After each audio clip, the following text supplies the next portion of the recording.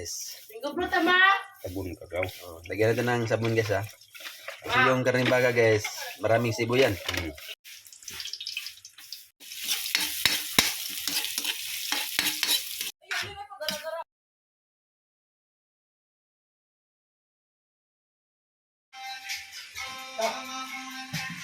Ito yung gawin namin papayat guys oh.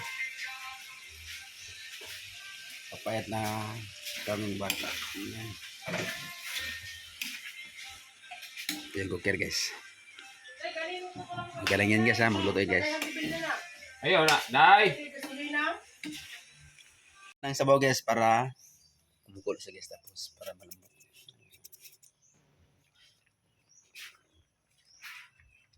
Guys, sarap yun guys. Yung tinatawag na papayat guys. Okay na rin, nakakuha ng papayat. Mamaya pa. Guys, luto na guys ah. Guys, kasarap guys. Luto na yung papayat namin guys na karning baka guys. Ito yung baka na papayat. Sarap guys. Tama-tama na yung pa niya. Ray. Sarap na guys.